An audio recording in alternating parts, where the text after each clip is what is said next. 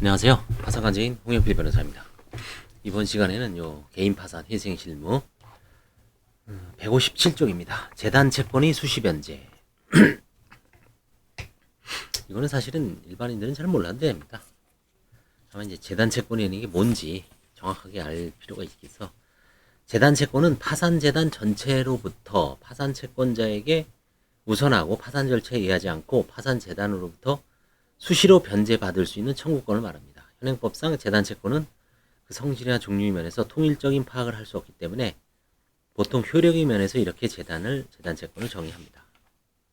법이 재단 채권으로 정한 것은 주로 파산 재단이 관리 처분 배당의 절차로 인한 비용으로 원칙적으로 파산 선고 후에 파산 재단에 관하여 생긴 청구권입니다. 그러나 조세 임금 채권 등과 같이 파산 선고 전후를 불문하고 공익적 목적 때문에 재단 채권이 된 것도 있습니다.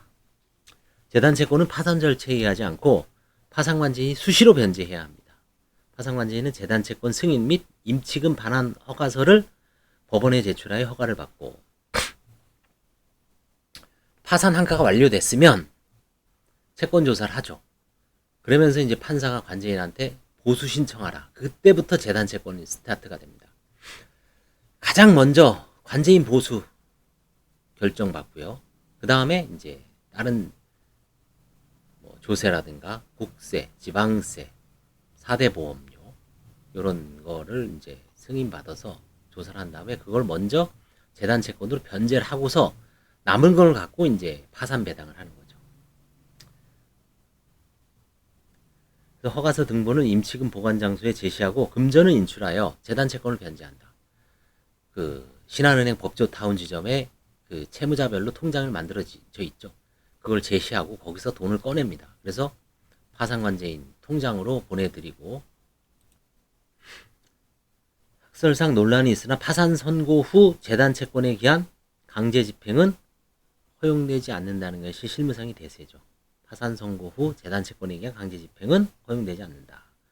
또한 473조 2호 본문에 해당하는 재단 채권에 기하여 파산 선고 전에 파산재단에 속하는 재산에 대하여 행해진 체납 처분에 대해서는 명문으로 파산 선고 후에도 이를 속행할 수 있다고 하고 있으나 473조 2호 본문 외의 재단 채권에 기한 파산 선고 전에 파산재단에 속하는 재산에 행해진 강제 채무는 파산 선고로 인하여 실효한다. 대표적인 게 임금 채권에 기하여 이제 강제 집행을 했는데 파산 선고를 받으면 그 임금 채권에 의한 강제 집행은 나흘이 된다는 얘기죠. 실효된다는 얘기입니다. 오직 국세만 법주문이 명확하게 있으니까 그 속행만 허용되고 나머지 재단 채권은 허용되지가 않습니다.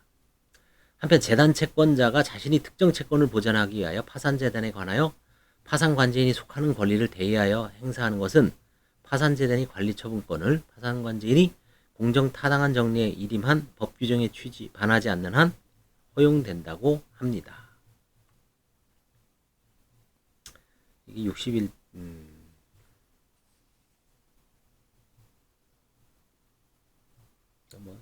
이런 것도 사실 우리는 크게 결론은 뭐냐면 재단 채권은 일반 채무자 입장에서는 가장 중요한 게 반드시 국세, 지방세, 4대 보험을 내주는지를 관제인이 내주는지를 체크해야 됩니다.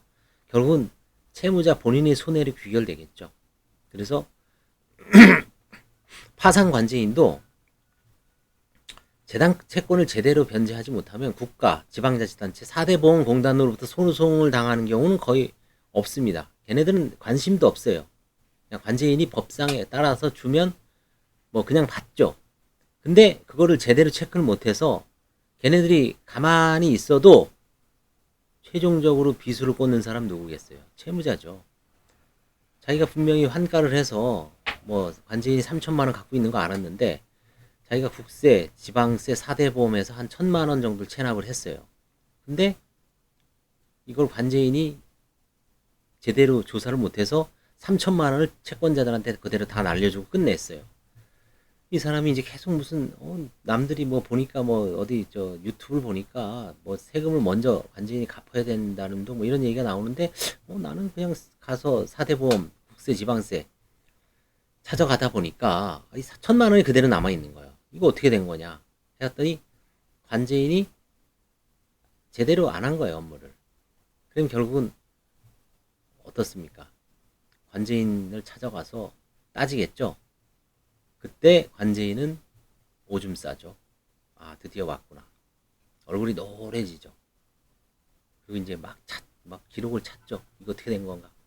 딱 보니까 결국은 자기가 업무를 처리 못한 거죠. 뭐 보조인은 핑계 대봐야 소용이 없습니다. 시스템을 갖춰놓지 않으면, 그렇죠? 시스템은 두 가지가 있죠. 기계적으로 파산 선고가 되면 무조건 공문을 보내는 국가, 국세, 세무서, 지방자치단체, 4대 보험공단의 채무자 명의로 무조건 이제 환가 사건에 한해서입니다. 공문을 보내죠. 체납된 세금 신고하십시오. 체납된 지방세 신고하십시오.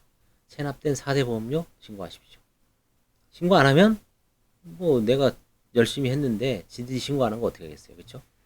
그 근거를 딱 모아두죠. 그렇게 해서 이제 공문 형식으로 요구하는 스타일. 이게 이제 전형적인 방법이죠. 장점은 뭐냐?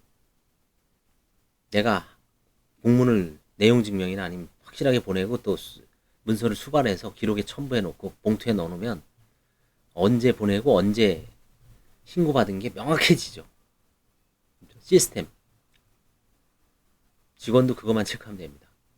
근데 문제는 국가, 지방세, 지방자치단체 4대 보험 담당자들이 업무를 느리게 처리하면 공문 오는데 상당한 시간이 걸립니다. 그래서 오히려 파산 절차, 변제하고 배당 절차가 늦어질 수 있어요. 그래서 이제 그런 단점을 보완하기 위해서 어떻게 하냐면 저는 이제 제 스타일대로 채무자한테 무조건 시킵니다. 채무자한테. 세무서 가라. 지방자치단체 가라. 그 다음에 4대 보험공단에 가서 체납된 세금을 싸그리 조사해라 너가. 체납증명서를 다 받아요. 그리고 그것만 딸랑 갖다 주면 또 나중에 문제 되니까 자필 증서로 반드시 자필을 쓰게 합니다. 저는 체납된 국세가 얼마입니다. 저는 체납된 지방세가 얼마입니다. 4대 보험도 없습니다. 없으면 없는 대로 없습니다. 조사 다 했죠 당신이. 그걸 항상 바로 시킵니다. 일주일 만에 해옵니다. 아, 이 사람 체납돼 있구나. 아, 이 사람 체납이 없구나. 그러면 속도도 상당히 빠르고 재단 채권이 너무 많으면 바로 채권 조사 안 합니다. 그렇죠?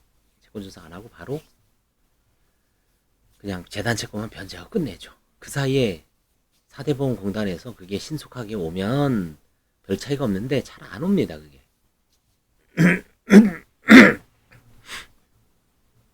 그래서 그런 시스템을 확립해 놓지 않고 그저 직원이 그냥 그때그때 관제인이 기분에 따라서 조사를 하면 어떻게 되냐면 나중에 반드시 빵꾸가 나서 채무자한테 소송을 당할 수가 있습니다. 관제인이.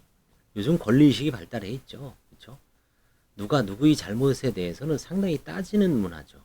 그래서 전문가도 자기가 실수를 하면 근거를 마련해 놓지 않으면 너무 이제 보신주에 치중할 수도 있지만 뭐 그러지 않으면 사실은 뭐 내가 아무리 열심히 해도 안 알아주죠. 그렇죠? 잡아먹는 세상이죠. 그래서 재단 채권의 수시 변제주의 이거는 결국은 반드시 항의하는 채무자가 있다. 소송당하는 변호사가 있습니다. 많습니다. 소송당하는 변호사가 있었어요. 그거를 주의해야 됩니다. 다음 시간에 이제 재단 채권의 범위부터 이제 한번 이거는 이제 워낙 그 관제인한테 중요한 거죠. 사실은 일반 시민들 파산 채무자한테는 어차피 크게 중요한 문제는 아니죠. 그래도 한번 어떤 게 있는지 한번 알아둘 필요는 있습니다. 감사합니다.